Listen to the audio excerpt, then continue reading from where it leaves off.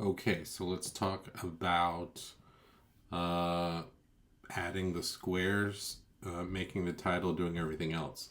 So uh, we're now ready to actually start setting up the waffle.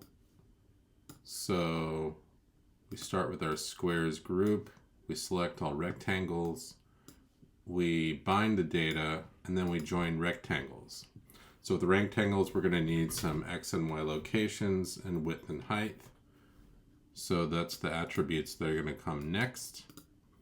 And in this case, we're actually going to index. We're not only calling the data that we're using, we're actually going to index through. And that's really what we want here.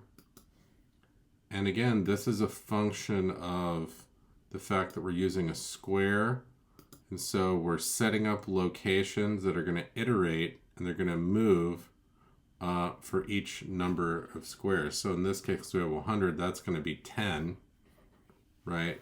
And then this little bit's going to get multiplied through times the square size plus the padding to iteratively move over the x location for each square if in location at 1 for x through locations 10. The same thing's going to happen here for y. And that's going to end up, and you can console log the data, or you can actually console log the DOM to see where those things end up being located, right? So we could open this up, inspect the elements, then inside the div, inside the SVG, inside the grouping, we can actually see where everything is going to be located. Okay, actually here. So these x values are a function. See how it's getting repeated for every 10. So it started at 0, 54. So the calculation for that first bit ends up being 54. And that's relative to the space that we gave the total square. Right? And then it turns and it repeats and starts all over again. Indexes all over again. So we got x 0 through 9, which is the index for the full 10 squares. And then we do the same thing with y, except we repeat y 10 times, and then we repeat it again 10 times, and then we repeat it again 10 times. Okay, so that's the logic behind those calculations.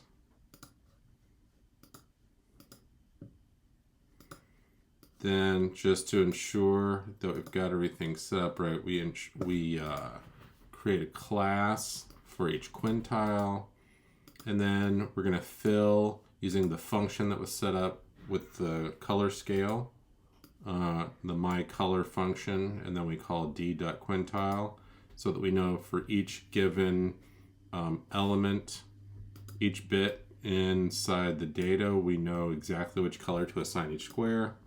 And then we're going to add black stroke on the outside. All this bit here is just stuff from, I don't need that in there. That was me playing a little bit earlier. So this sets up and puts all the squares in their place. Then we create a quick title. So append to text. And I write it in here. We could also have saved it as its own constant and then read that in. Give it some location, anchoring, font, etc. So all the attributes and styles that we might want here. Then we have to set up the legend, and that is a little bit of explaining in the sense that in the legend, you create the squares that the total legend is going to end up being in. So you see, I put a red dashed line around these for teaching purposes. You can see this first bit is setting up the squares. They're going to hold all the information for each reference, each little key inside the legend. Okay. And so the data I just pull from the color scale that we set up, the domain from the color scale. So Q1, Q2, Q3, Q4, Q5. Right, enter append, same as join. I could have just said join here.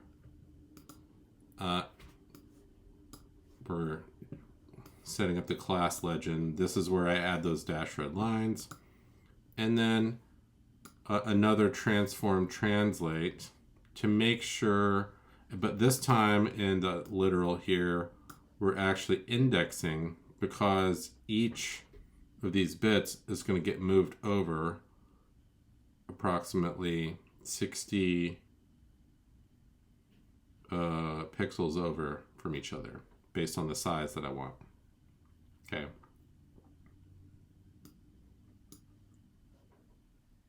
So this is just, all this is for moving the legend around and making sure we have it where we want and approximately the size that we want.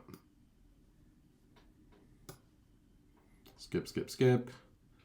Then we have to add the actual squares themselves so that these 5 squares.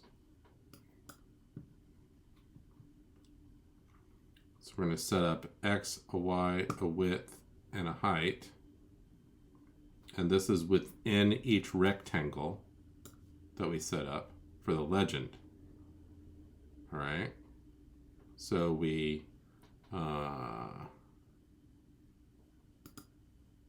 use the fill for my color from that same scale. And then here is where the interactive feature comes in, what we talked about all the way up here with the highlight and no highlight. The event is going to be mouse over and mouse leave. So when the mouse goes over the actual square, it could have been over the text or it could have been a combination. But I think it makes the most sense right now to leave it on the square itself. So if we go over here, we hover over opacity here, we get transparency down to 25% here, where full color is in the region that we're actually, in the category that we're actually highlighting. Okay.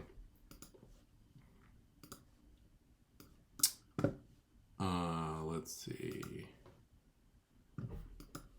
This is where that interactive feature comes in. So this dot on does this event handling with when the mouse goes over a certain element, we invoke that function.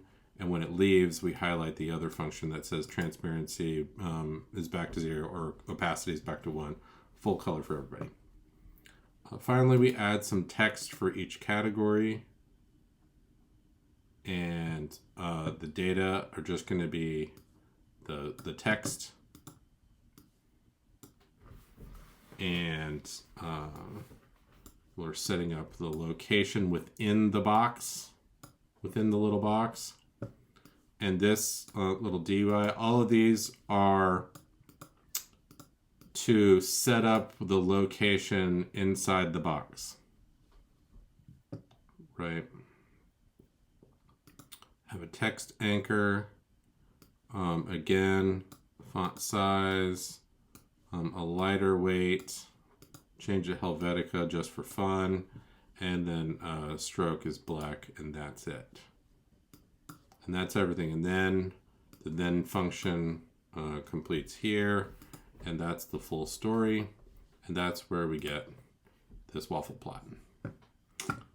So it's a nice clean version of it's a better version of a pie chart, meaning like we are not working with radial coordinates or polar coordinates.